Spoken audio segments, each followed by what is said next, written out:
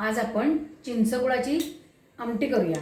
आता मी कुकरमधनं ही तुरीची डाळ शिजवून घेतलेली आहे, जराशी बारीक केलेली आहे। त्यासाठी खोबरं, गूळ, कोथिंबीर, कढीपत्ता आणि चिंचेचा कोळ काढून ठेवलेला आहे आणि बाकीचं फोडणीचं साहित्य तांबडं तिखट, गोडा मसाला वगैरे साहित्य।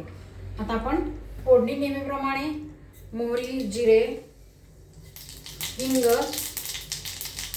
हळद हे घालून घेतलेलं आहे सगळं। त्याच्यातच कढीपत्ता टाकायचा, गॅस जरा कमी करायचा आणि थोडंसंच त्याच्यामध्ये तांबडं तिखट आणि गोडा मसाला टाकून घ्यायचा आहे।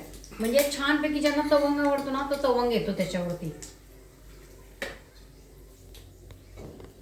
काय करायचंय, डाळ जी शिजवलेली आहे बारीक केली त्याच्यात तांबडं तिखट घालायचंय, थोडं गोडा मसाला घ्यायचा घालून। ह्याच्यात गोडा मसाला घालतात, त्याची चव जास्त चांगली येते। काही जण त्याच्यात लसूण घालतात, आलं घालतात, सगळं काय काय प्रकार वेगळे वेगळे घालतात। आता हे कोथिंबीर आणि चवीपुरतं मीठ ह्याच्यात का घातलेलं आहे तर ह्याच्यामध्ये जास्त तिखट लागू नये म्हणून। आता हे ह्याच्यात घालून घ्यायचं। आता आपण ह्याच्यामध्ये चिंचेचा कोळ 3 ते 2.5 चमचे साधारण कोळ घालायचा चिंचेचा। त्याच्यामध्ये राहिलेली कोथिंबीर घालून घ्यायची आणि गूळ तुमच्या चवीप्रमाणे टाका। काहींना गोड आवडतं, काहींना नाही आवडत, म्हणून चवीप्रमाणे। आणि ओलं खोबरं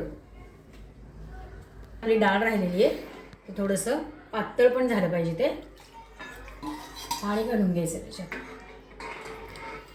आणि आता छानपैकी याला उकळी आली पाहिजे। पारंपरिक पद्धतीने असं नुसतं तांबडं तिखट आणि गोडा मसाला घालून करतात आणि चिंचगूळ, कढीपत्ता, खोबरं, ओलं खोबरं घालायचं बरं का आणि त्याच्यामध्ये ह्या पद्धतीने करतात। पण हल्ली नवीन पद्धत काय निघाली आहे की त्याच्यामध्ये आलं लसूण घालतात, कोणी गरम मसाला घालतात, हे असं घालतात, त्यामुळे मग त्याची चव जरा वेगळी लागते। त्यापेक्षा आपण ह्या पद्धतीने केली ना, पारंपरिक पद्धतीने, की त्याची चव अगदी ओरिजिनल आणि छान लागते। आणि तुरीच्या डाळीतच करायची किंवा मुगाच्या डाळीत। छान मस्त उकळलेली आहे आणि वास पण छान येतो त्याचा। तुमच्याकडे चिंच नसली आमसूल घालू शकता, आमसूल नसलं तर लाल टोमॅटो घालायचा, पण गूळ घालून ती आमटी करायची, ओलं खोबरं वगैरे मस्त लागते।